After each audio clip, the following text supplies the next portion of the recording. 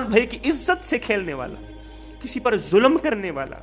ایک رات سلطان محمود غزنوی کو کافی کوششوں کے بعد بھی جب نیند نہ آئی تو اپنے غلاموں سے کہنے لگے کہ مجھے لگتا ہے کسی مظلوم پر آج ظلم ہوا ہے، اس لیے تو مجھے نیند نہیں آ رہی، تم لوگ اس طرح کرو، جلدی گلی محلے میں پھیل جاؤ، اگر کوئی فریادی نظر آئے تو فوراً اسے میرے پاس لے کے آنا، مجھے لگتا ہے کسی پر آج ظلم ہوا ہے، اس لیے تو مجھے نیند نہیں آ رہی۔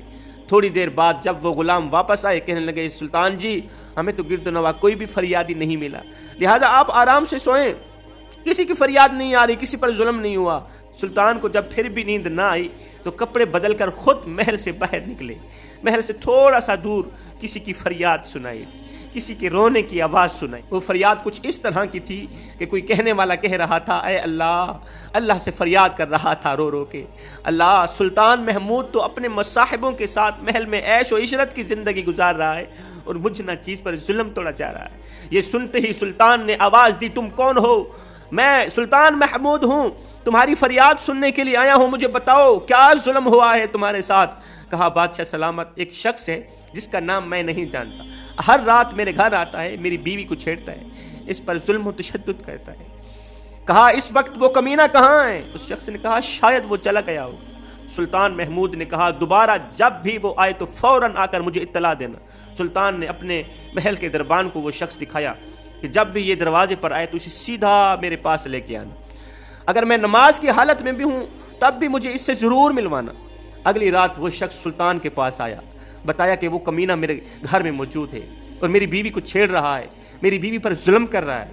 سلطان اسی وقت تلوار ہاتھ میں لیے اس شخص کے ساتھ چل پڑے۔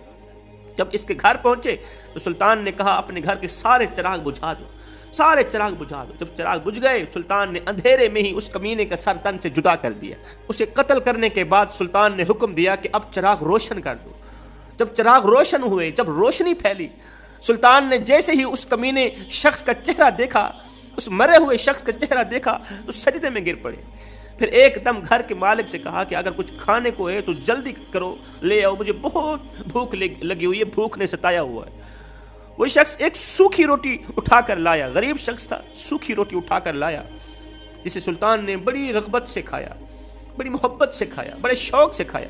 وہ شخص سلطان سے بڑی حیرت سے پوچھنے لگا کہ حضرت چراغوں کو بجھانا، سجدہ کرنے اور روٹی طلب کرنے کے پیچھے آخر ماجرا کیا ہے، آخر راز یہ کیا ہے؟ سلطان نے کہا میں نے جب تمہاری داستان سنی تو سوچا کہ میری سلطنت میں ایسا ظلم کرنے کی ہمت صرف میرے بیٹے کو ہی ہو سکتی، اتنا ظلم کرنے کی ہمت کسی اور کو نہیں ہو سکتی سوائے میرے بیٹے کو۔ چراغ جلانے کے بعد جب میں نے دیکھا کہ یہ میرا بیٹا نہیں ہے، کوئی اور ہے، تو میں سجدہ شکر بجا لایا کہ شکر ہے میرے مالک، یہ کمینہ کوئی اور ہے، یہ میرا بیٹا نہیں ہے۔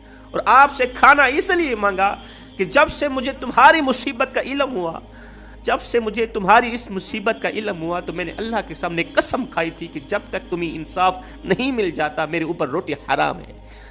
اس وقت سے اب تک میں نے کچھ نہیں کھایا، نہ کچھ کھایا ہے نہ کچھ پیا ہے۔ معاشرے میں آج کل ظلم و زیادتی عموماً غریب سے ہی کی جاتی ہے جو ناقابل معافی جرم ہے۔